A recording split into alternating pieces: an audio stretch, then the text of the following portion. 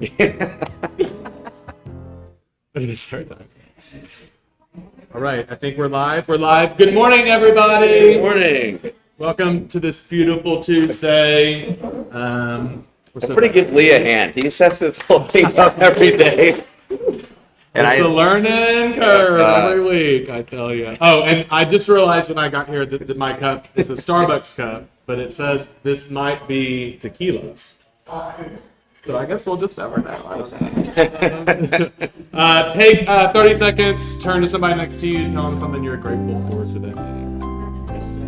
Welcome back. What am I grateful for? What am I? You survived? I survived. I need to work out. Bachelor party. Yeah. I need to work out. Need to be healthy again. Yeah. It's gonna get me into my healthy phase. Yeah. I've said that until you're next year. Yeah, exactly. Your New Year's resolution. Yeah. I haven't been good so far. Yeah. Just thankful to be here. Yeah, thankful to be here. Thankful it's almost February 15th, which exactly. is one of my favorite dates. We love that day. We do. All right. Would anybody like to share something they're grateful for today? We are live. Yes. Anybody? No? Anybody? It's okay. Y'all always get so quiet when we ask that question. All right, so we have a couple save the dates. So Emory, which is the development led by Danielle Helling, David Doris, Sarah Thomas is on the team. I'm forgetting some people, but new development downtown. Danielle's going to host us at 11 o'clock on Tuesday, the last Tuesday of the month. Actually, that morning at 9:30, where we would normally have a sales meeting downstairs, the casual coffee and combos sales meeting, Marley's actually going to do a training on Compass One up here. So be sure to come to that. And then right after, Danielle will have lunch and we'll tour the development and see all the things. So, and this is one of those two big white towers at Nashville Yards. Like if you're thinking about the new development downtown, where we went to that presentation at the top of Luna. And I mean, it's going to be beautiful, crazy. Yeah. So this is one of those two towers that they're selling. Yes. And I believe right now they're offering 4% to buyer's agents. So we love that number. Yeah. And so definitely before they're releasing it to the masses, they want to make sure all of us get in and have a chance to pitch it to our clients. Great social media content day 100%. For this.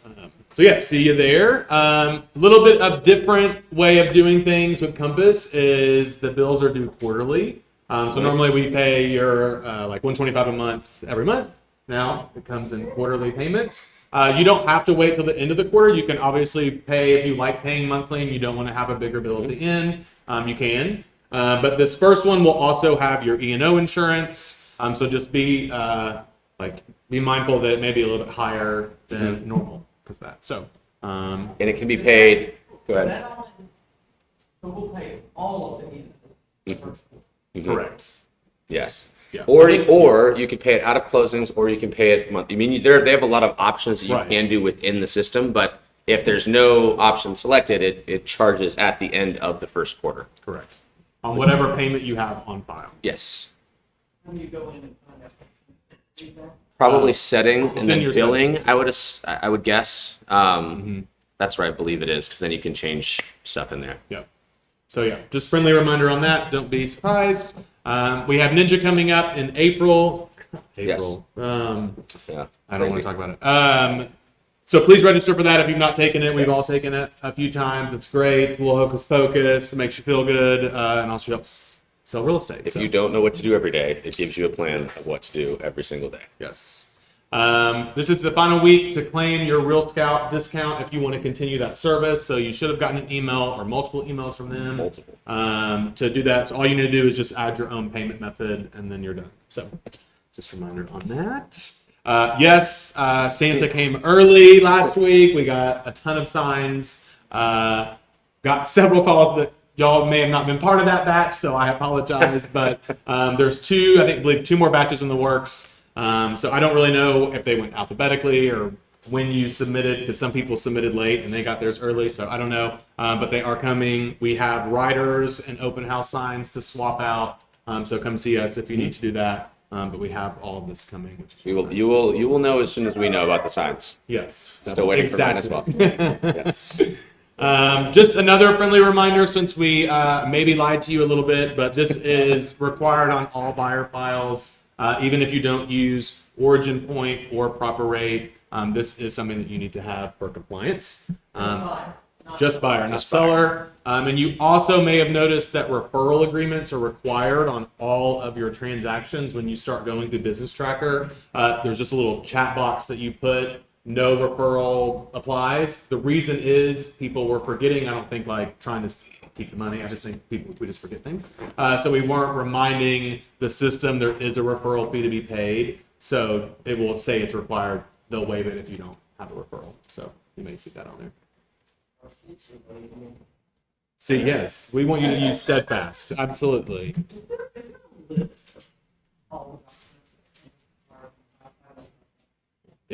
I don't know if we have like our control sheet. I don't know that we have a list, but it will just be, it'll just say it if it's required in that. But we have a lot less documents now required. Like we don't have the authorization and waivers anymore. Baby wipes. What was that one? Oh God, I don't even know. This is Adam's, by the way. This is not my water bottle. I'm responsible for those stickers. I don't know what they say. So yeah, we don't have like a sheet or anything, but it does. But there's a little bit less, so it's good. We don't have as many things. Susan Turner is still downstairs. I know some of y'all have asked where she is. She is still processing our things, but she had some notes that she wanted me or some tips to pass along to you. So the notes section, which says notes to finance, that's your friend. Right now we have a difference of transaction fees kind of ruffling through the system. So it would be, worth it just to say, I have a $150 transaction fee, just so they know not to charge you $175 because that is the new transaction fee. So we've seen some mistakes come through. So just note it and they'll read those.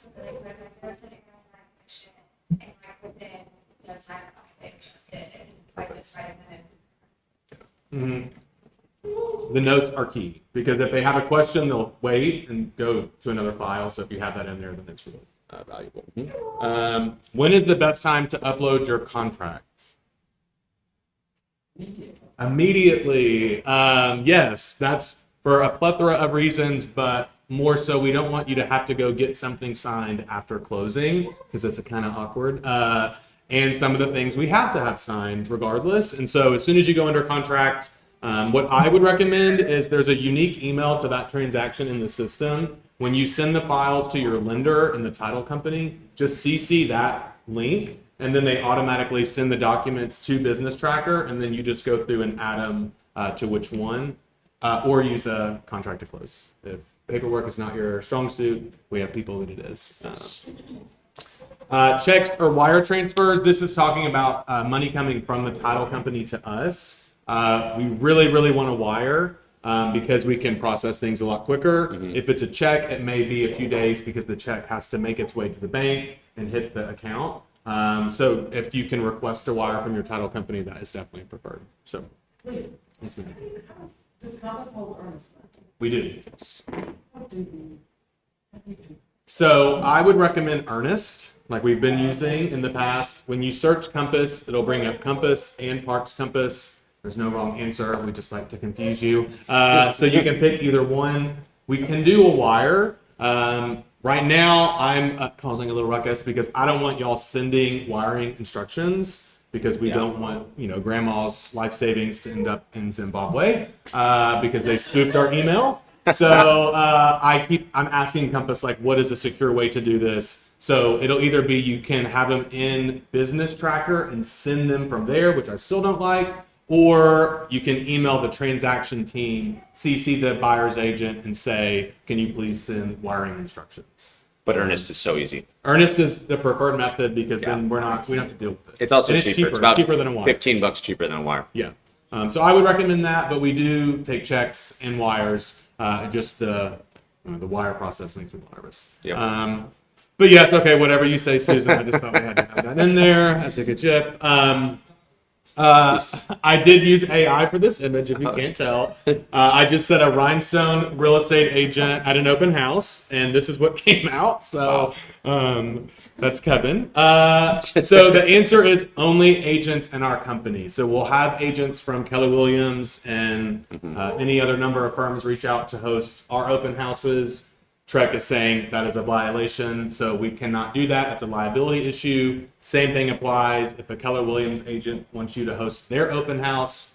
Same rules. So if they want to host our listings, by all means, come join us over here at Village Parks Compass Pilkerton, and we will welcome you. Literally, outside of that, just keep it in the family. So, all right, enough of me talking. Christian, you are up. Good morning. How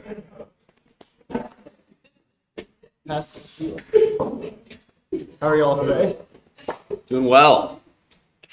Rates. We're actually hovering around a 2-month low over the past week, so looking optimistic. Today doesn't look great so far, but it's a moving target. So, with headlines for the week or last week, you probably heard the government is kind of shuttering the CFPB right now, which is kind of the watchdog, protecting consumers from kind of predatory financial practices. We don't see any big changes in our industry immediately. I mean, there are still laws out there that have to be followed, and I think a lot of the oversight will be shifted to the states, is from what I've read.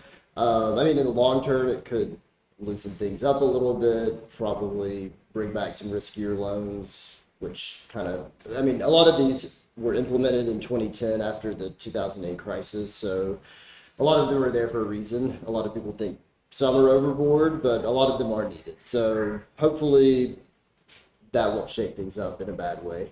It could be good, who knows? I mean, so kind of put a pin in that, and we'll see how things go. CPI's out tomorrow. Usually it's out, I think, 7:30 a.m. So we'll know in the morning what the new inflation for January looks like. So just always remember, if you're reading headlines, the lower the inflation, that's good for rates. So cross your fingers for that.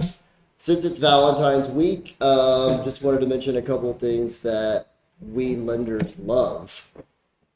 I don't know if y'all are familiar with that community lending loan we have. It's very property specific. So It's like the neighborhoods, right? Yeah. So we have a map. We can send you a link. If you're interested in getting this map, email one of us and we can send you the link. Basically, you plug in the address, and if it shows up in the shaded area, it's eligible for these awesome rates. I mean, it's hard to beat this loan if the property's in one of those areas.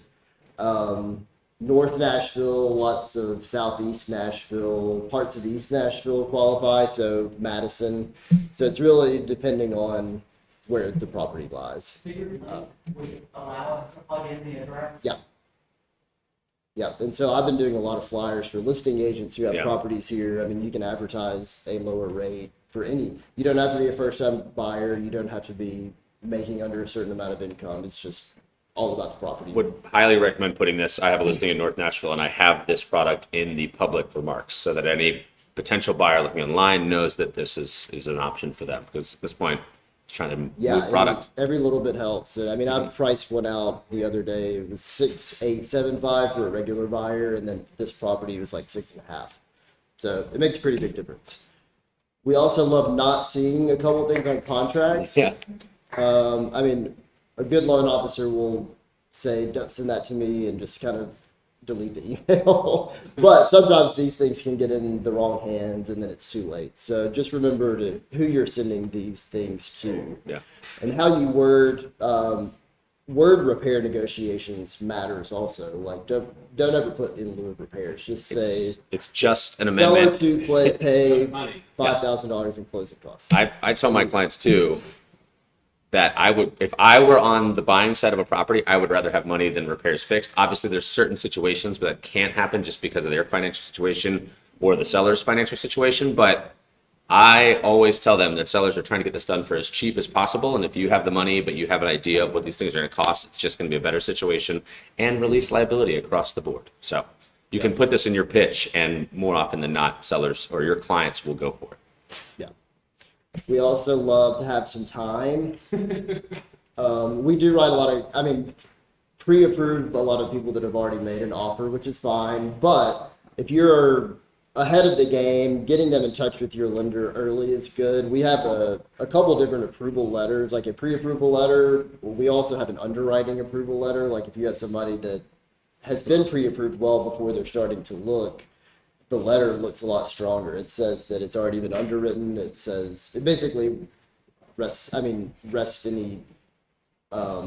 concerns that the seller or the listing agent might have. You know, that they've already been through underwriting. That just looks a lot better. So I encourage you to do that. We all love working with you all. Good job. Thank you. Look at that smiley face. Where's that on emojis? So sweet.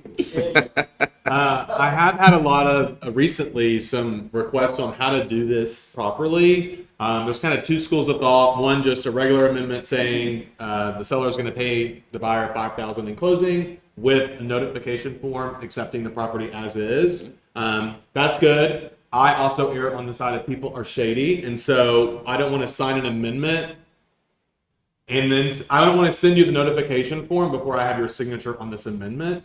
So what I like to do is on the repair amendment, be explicit as possible, because we don't send that to the lender and say in lieu of foundation repair, XYZ repair, the seller's going to credit $5,000. Then on a regular amendment, you would just put, $5,000 credit, mentioning nothing on repairs. I like that because everybody signs everything. So we're all like at the final walkthrough, wait, I thought y'all fixed that. No, see right here, it says we're not doing anything. So like, I just think that, it helps keep everybody or have some clarity. Yes, sir. So do that, then do the notification. I don't know that notification would be necessary at that point. You could, but I think since you've signed the repair amendment, agreeing to like what's happening, I don't think you necessarily need it, but it wouldn't hurt. So, to her question, right? Like, is there a place on the notification form saying this is effective once repair amendment X is signed? Like, because I think I've operated that way in the past. It's like to make sure it's locked out. So it's like, hey, we're not going to. We're saying we're moving forward as is under the assumption You're gonna sign this. Mhm. Like that these are both in both of these things are. Totally. There's There's an other, but it's only one party notifying. So that's why I like the repair amendment, because both parties are signing. Yeah. But that would not be incorrect. Like you could do it that way. I'm going to put that in and then it's in the notification forms. Is it part of this? But then you like, well, the lenders, are they going to want us like ask questions? Christian's going to start getting nosy. So, Yeah. But anyway, there's a few different methods, but I think that's the best. Yeah, the best way is the amendment, whatever amendment first, and then the notification. But depending on how that contract's going, I also just send it over together sometimes. As long as you're fully communicating and everything is like on the up and up so far, you're probably fine. And also, if someone were to just go, we're going to lawyer up. I save emails and texts and all that stuff too. So I just be like, listen, you literally agreed to this. Yeah. So. All right. Okay. So keeping current matters. If you need some great real estate content, this is always a good place to go. So it says at the national level, home prices are still going up, but at a much more moderate normal pace. For example, in November, the year-over-year increase in home prices was just 3.8% nationally. That's a far cry from the double-digit spike that occurred in 21 and 22, which obviously is these glory days right here. And then it talks about, while the national story is one of moderate price growth, it's important to remember that all real estate is local. Some markets are seeing stronger growth, while others are cooling off or even seeing slight declines. Selma Hepp, chief economist at CoreLogic, said regionally variations persist at some affordable areas, including smaller metros in the Midwest, remain in high demand and continue to see upward home prices. These these locations, east, south, central. I don't really. What is that? I thought we were just like southeast. Yeah. So I'm not really sure where we fall, but that's okay because I got this slide. There you go. And that is the little stair stepper slide. Wow. For our appreciation in 2024 was 4.5%. So it'll be interesting to see kind of what happens this year. Because I think we can all agree last year was a little tough in Yeah. some regards. Especially Multiple. people trying to sell their house for something that they bought it in like 2022. Tough. Currently have a listing and it's I have one of struggling. those too. It's so fun. Yeah. And then if you like a bar chart, which I do, this one's a little bit better. So I would definitely include this in your real estate reviews when you go talk to your sellers who may have an unrealistic expectation. See when they bought it and then kind of show them what this does. But yeah, I thought that was pretty interesting. Where'd you get that chart?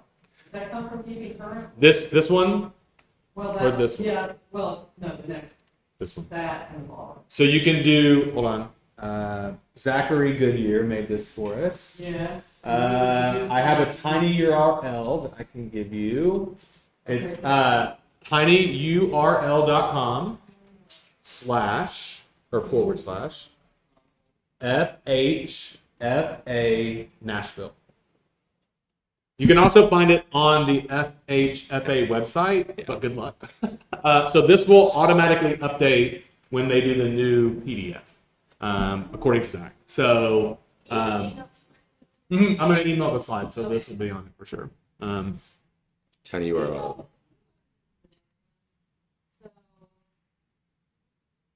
In 2021, Whew. guys, yeah.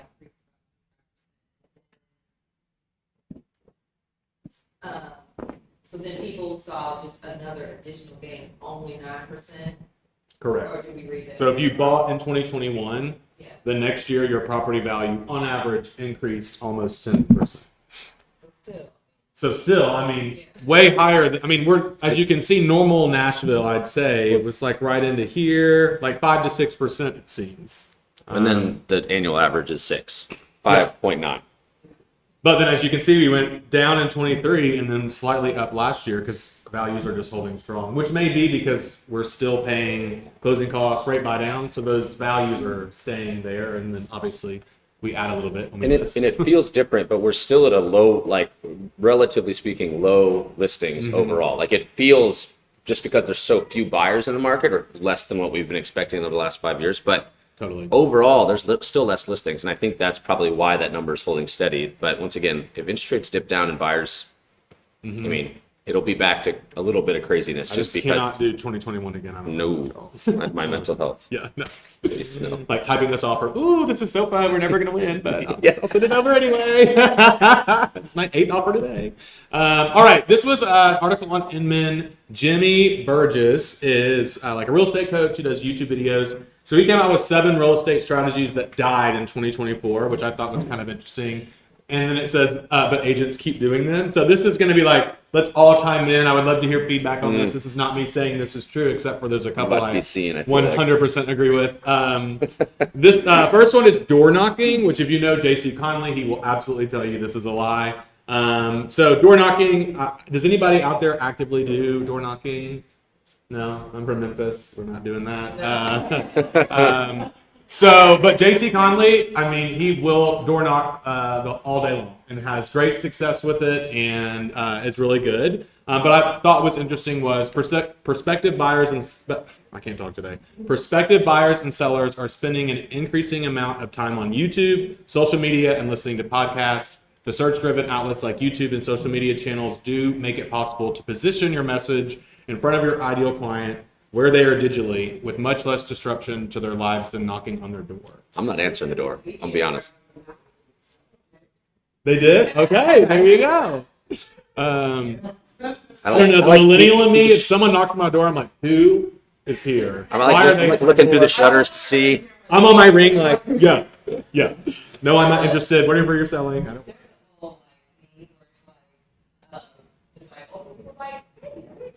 Yeah.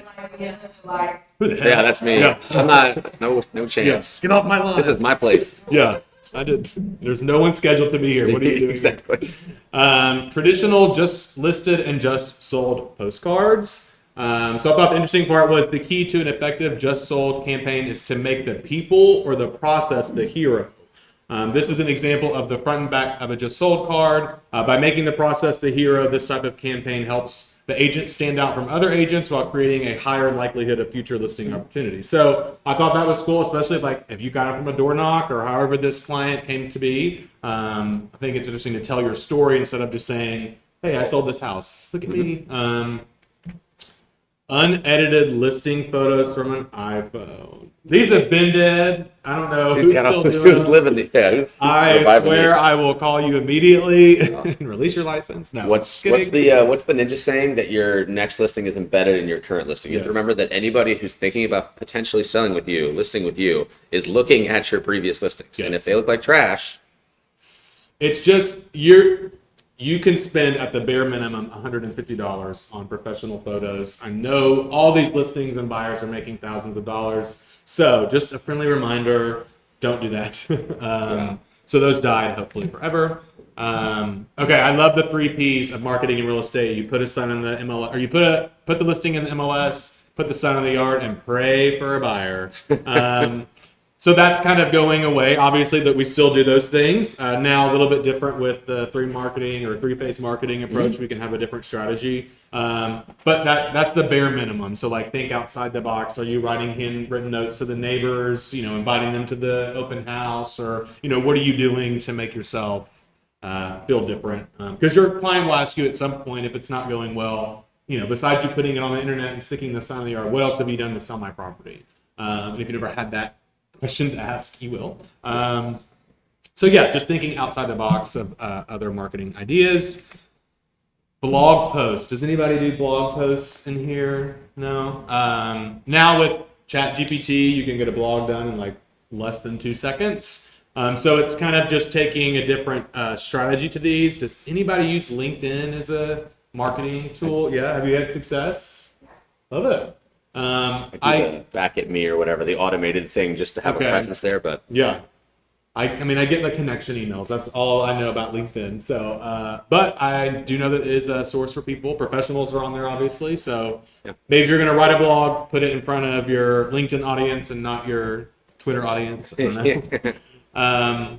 Acceptance of unprofessional buyer's agents. Yes.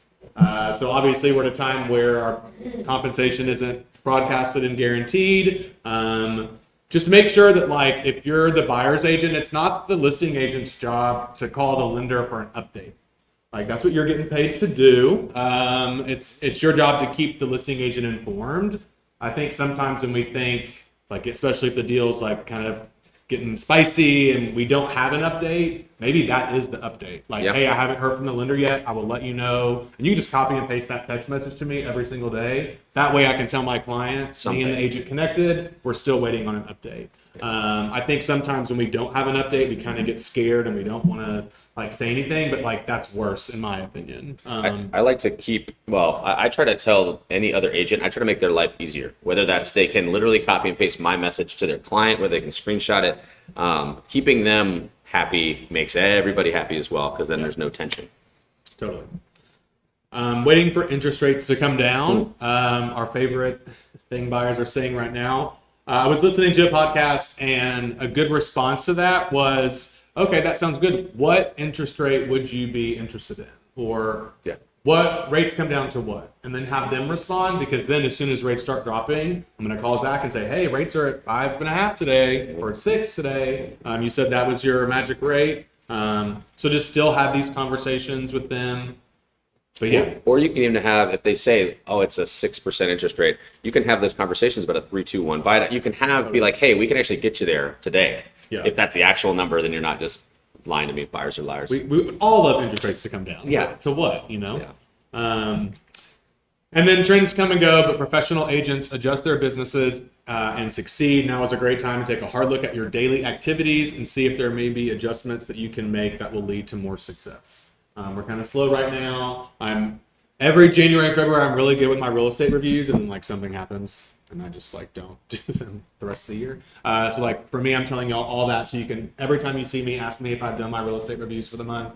But yeah, like what are you doing? What value are you providing? Are you just checking in, not talking about real estate, but just like as a check-in, like the Ninja system says to do? Yeah. So there's our TED Talk for today on the things that died last year.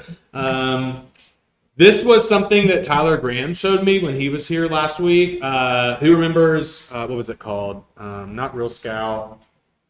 It was with Home Snap. Home Snap. Loved Home Snap because you could creep on the agents to see like you've been licensed since 1980, but you've sold one house. Like, what am I dealing with here? Well, we can do that again. So in the Compass app that we all have, you just tap on Find an Agent, and you can even do neighborhoods, what office. I did zip codes. So let's say you have a listing coming up in this area and you want to know what are the top Compass agents and non-Compass agents that sell out here because I want to call them, or I have a private exclusive, or any number of things. You can do that. So I search 37212. Here are all the top agents by sales volume in that zip code.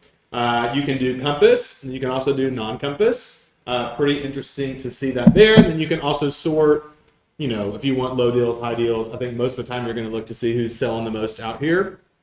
We have a few of ours on the list, making us proud. So I picked on David Binkley since he sells a couple houses a year. So you can go to their profile, and this is what you'll see. So you'll see their how many listings, how many buyers, very similar to HomeSnap. And it doesn't tell them that you looked at their profile, which I also enjoy because they don't weird need to know emails. that I'm creeping on them. Non-compass too. Non-Compass as well. You can see all of this for them. And my favorite part was contact David, and all the different options come up, making it so easy for you. Like, we've gotten phone calls about, what's this agent's number? And I'm like, Yeah. they're in our office. Yeah. There's so many ways to find this. Not to use for my own.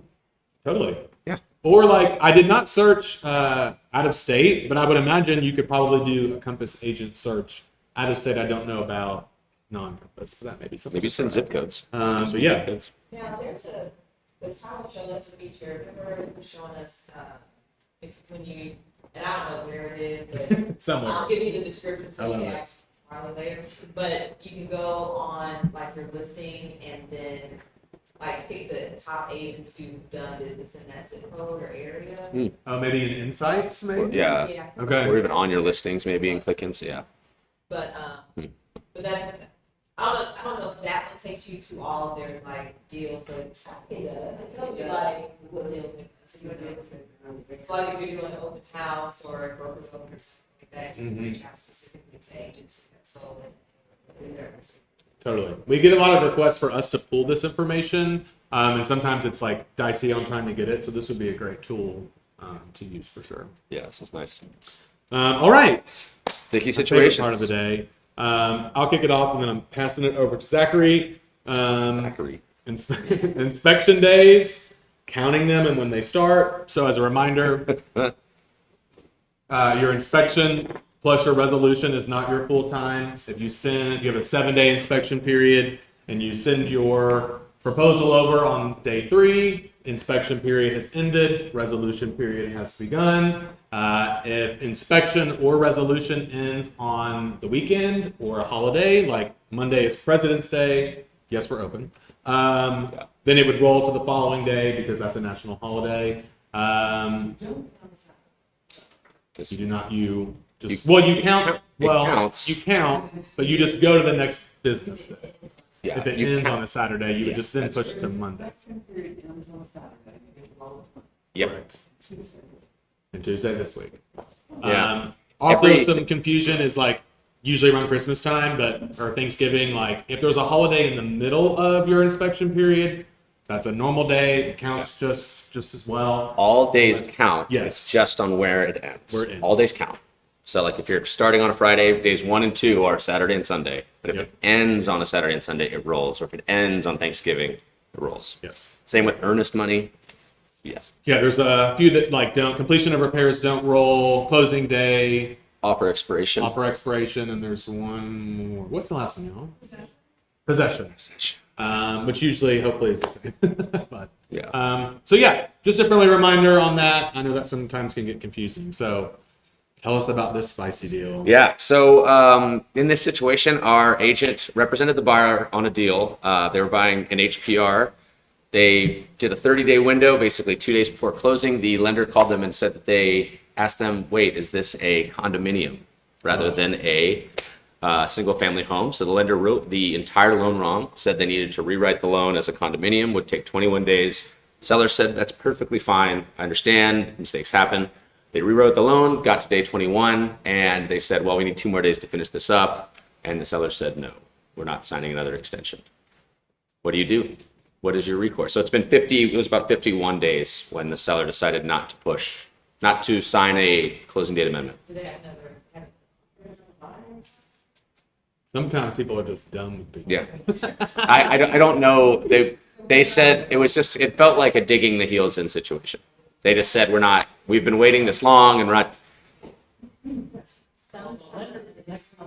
Yeah. Yeah. What the hell?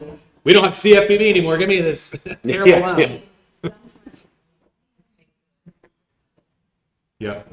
Offer something. Yep. Making earnest Beg. making earnest money hard. That's, Yes. yeah. I mean, that's the lender's fault. It really is. But I mean, it's a But sad it happens. thing. Yeah, it happens. But yeah, you're right. I think at that point, it's negotiation. Our job is to negotiate. I think you sit there and you say, lender, what are you going to do to make this right? And then also, if they don't, then it's up to maybe you or your client to say, hey, we need to offer them, say, well, I mean, maybe increase the purchase price because that'll mess up the loan numbers, but say the earnest money will be non-refundable or something if they can't make this timeline. But yeah, you're in that's tough. It's a sad day. But a seller does not have to sign that at all. A seller can let the deal die, and in theory, your client, would be in default of specific performance, technically speaking, Yep. because they haven't been able to perform. Like, so, well, when I'm explaining to them like all of the deadlines, dates are, closing date is a negotiable, right? So that's just to it. But I personally paid, Yep. $500 to extend. Totally. Oh yeah. It wasn't your fault, probably even. Well, no, it was just, we were building a house and, we had to wait for like BCA approvals on setbacks and then there was just something where we just needed an extra couple of days and the seller was kind of did antsy and I was like, I'll give you $500. Yeah. And I ran to the bank, got the money, brought it to closing and sent it, Love so it. that's what we agreed to. Yeah. So sometimes money just talks, but And as listing agents, I think, like in this scenario, don't be the one that's like, yeah, screw them. We're not going Yeah. to close this. Like, maybe meet your seller where they are and be like, I know this is such bullshit, excuse me. Yeah. But do you want to make this $200,000 you're about to make in 3 days? Or do we want to start this process all over again? Yeah. Like, That's kind of get where they are, kind of meet them at like, I know you're angry and you're frustrated, but again, let's zoom out. the big picture here. Yeah. Do you want to close in 2 days? You want to go back on the market? Probably get Exactly. 10,000 less. You're gonna be 10 times more upset. Yeah. Like this is not the best situation, but the That's our alternative value is right there. terrifying. Yes. And then it's also like the lender needs to provide some confidence. that they're Definitely. closing, because if they've already extended and they're like, oh, we need 3 more days, it's kind of like, in the seller's mind, it's like, are they really doing? How many What's times are they gonna happening? do this? Yeah, so it's the onus needs to also be put on the lender to Yeah. say, no, everything's good. Yeah.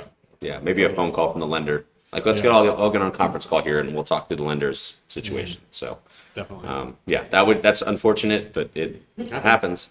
So what they do? They ended up pushing it. Like the seller eventually agreed. I just wanted to give a situation of not, but they were mean. Yeah. You know, And don't make hurt sure feelings. if you're in this scenario, don't speak to the earnest money either way. Like, don't tell your seller, if we cancel this, we're keeping it. Because if they produce a denial letter, it's over. Y'all can fight about it all you want, Yeah. but it's a done deal. Or maybe we can prove they didn't do what they were supposed to, and that's the reason. And also, So like, just, yeah, do you not want to get paid or do you want to get into a right, do lawsuit you want right now? $1,000 or $200,000? Yeah.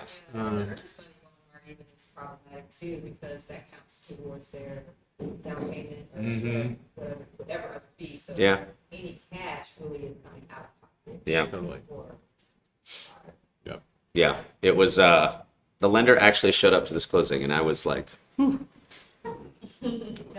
what I will also say in these types of situations, SunTrust. I was gonna say it was a big bank. What? Yes, big bank. especially if you're the seller's agent, you do want to, I've learned to provide a pro and con, Mm-hmm. but then just let that seller make their Yeah. decision. Totally. Because they, by another guy could come along, and it And might pay be more. a better deal, like, Yeah. you Yeah. can't predict. I say my advice is to do X, but Yeah. my job is to give you my best advice and then you Totally. make the best decision. That's what I say. And the longer, more tenured you are, the more they probably listen to you, but they don't have to listen to you. No.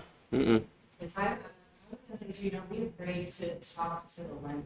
Yeah. Because Oh. I've also been in a situation where the lender kept putting me off at something, and my gut was like, this seems weird.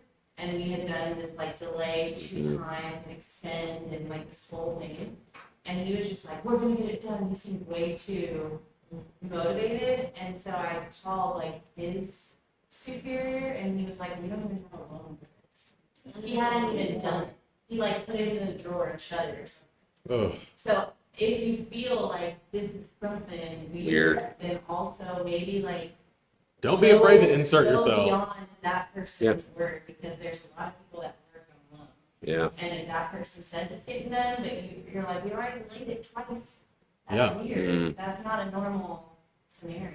Yeah, you can call God and everybody. You can call the appraiser. You can call the lender. I've Twitter blasted the Bank of America before.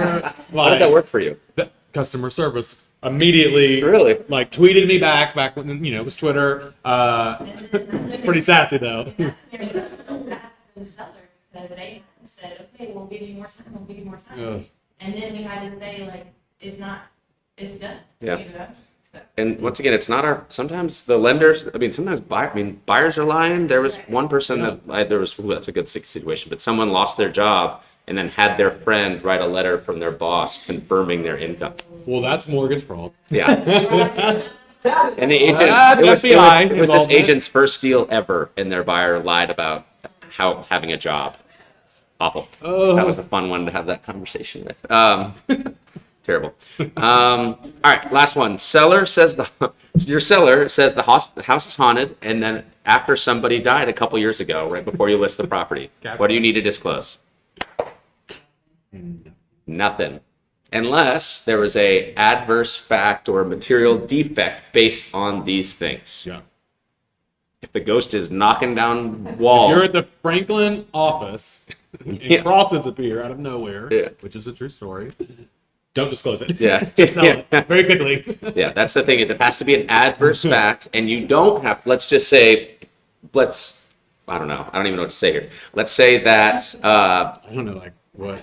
let's say the ghost knocked down the porch, and you repair the porch into like new condition, that does not need to be disclosed. No. If the porch is dysfunctional in some way, it does need to be disclosed. Yep. Yeah, so. You could just say the porch was repaired. You don't talk about Casper. Yeah. doing it. Just we Casper. rebuilt the porch randomly one day. Yeah. There's weird. I think California's you have to disclose when someone dies. It's weird. States have different laws, but not Tennessee. Not Tennessee. They don't. Haunting care. is not a thing. Although I've been in some weird houses. Yeah. this ranch that's close to the mall. And Horton said, open house for me. He's like, it's kind of weird in there. And I was like, it is a little bit. Some energy. Yeah, so I went Mhm. last week to like prep for an appraisal appointment. And I turned on all the lights, and the light in the kitchen, like, did that. Yeah. And I was like, not Not today. today. Not Yeah. today. Right. You be on your best behavior for this appraiser.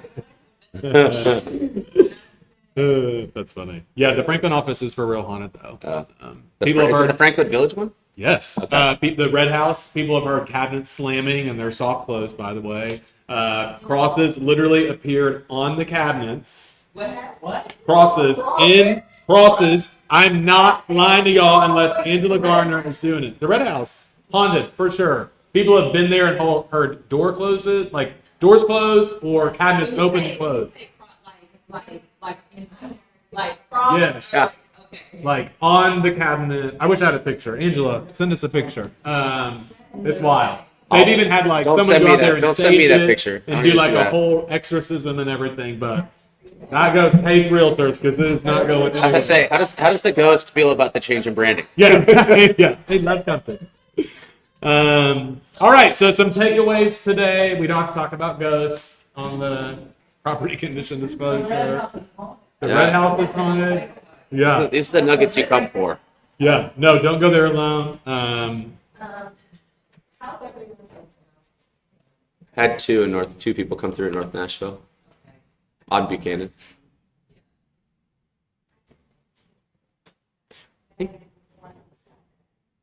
I think Super Bowl tempers it down. Totally. The weather was, yeah. JC. He was so like, that's a little bit, I don't know, that's something about the announcement, but he came in and met him, down in the office, he worked with JC a lot, and, JC like, yeah, you know, that's all my house, you sure that?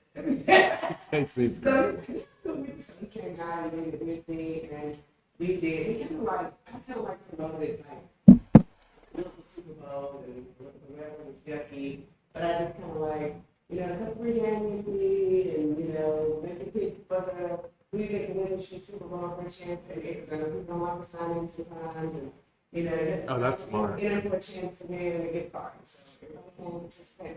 But, man, I mean, I think, and then on maybe people. I love those. I saw those. They were so cute. And so everybody can crazy, another park stage that has, she had just put a house on the market to be right in the same cul-de-sac, because the house is in the cul-de-sac.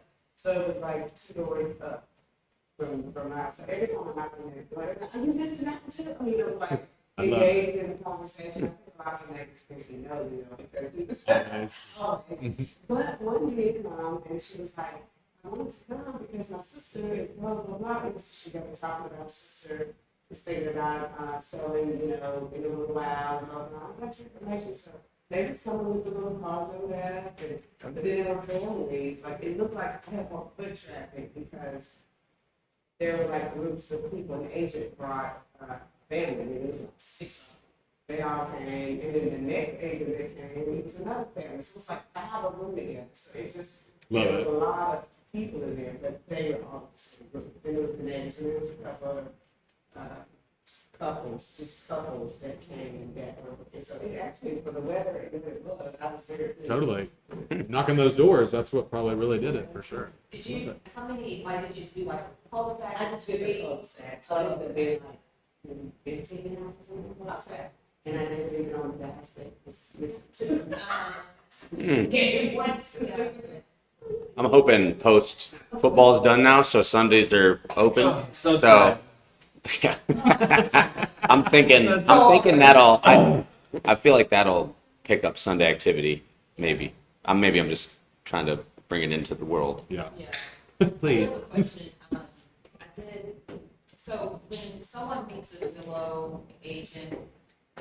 So that'd be online. So when someone meets a Zillow agent, and if that, well, how do I want to ask this? If you are a agent that is promoting on Zillow and you get a unrepresented buyer, you're still supposed to have them sign something. Absolutely. Okay, and if they don't, then that. We okay. have that 1-day agreement now. Okay. So we have that. Okay, all right.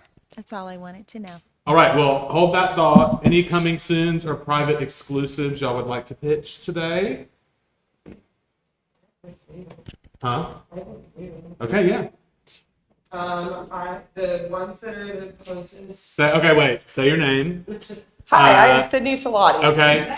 What is your favorite TV show you're watching right now? Oh, Landman. Shut up. I was going to say the So- same thing. Yeah. So good. I love I mean, it. Ali Larter and Billy Bob is the guy. It is so. It's amazing. It's like the butchest show I'm watching, but it is so good. It's so good. Anyway, now you can talk about real estate. Yeah. So I have 6419 Breslin coming back to market at 2.5. It is in Westmead. 6 beds, 5 bathrooms. It has a pool house. We're listing it at 5,500 square feet, and we're listing it at 2.5. It's on 1.7 acres, Oh wow. so it's a big lot. I also have 2 that are kind of nearing the end of construction. Cabinets are getting put in, so you know how that goes. Once cabinets are in, things kind of fly. Everything else is done. 1706 15th Avenue South. It is so Edge Hill. 6 bedrooms, 6 full baths, 4,100 square feet. It has a dadu and a pool by Oasis Outdoors. Shout out to Oasis. Oasis. And then 805 Hillwood is loosely off market because he still has to live there. He just Okay. got a touchdown in the Super Bowl. Shout out to D-Hop. But he wants to sell it, but he's just kind of loosely putting it on the market. He wants me to let people know it's available. That one has a pool house, 6,800 square feet, 5 bedrooms, 5 full baths, 2 half baths, and we're listing that one at $4 million.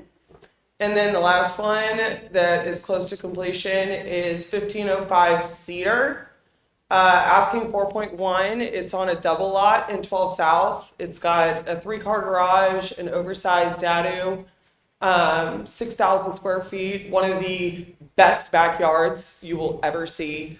Of course, it's Oasis. Pool, hot tub, sunken fire pit, turf on the pool deck, and still a huge side yard. It's one to definitely check out. It's one of the most beautiful houses that I get to list. I love that. Yeah. Awesome. The Etcho one is 1706 15th Avenue South. All right. It's new construction. It was not conforming with historic, so he was able to tear it down. Susan, we gave your tips. Anything else? No.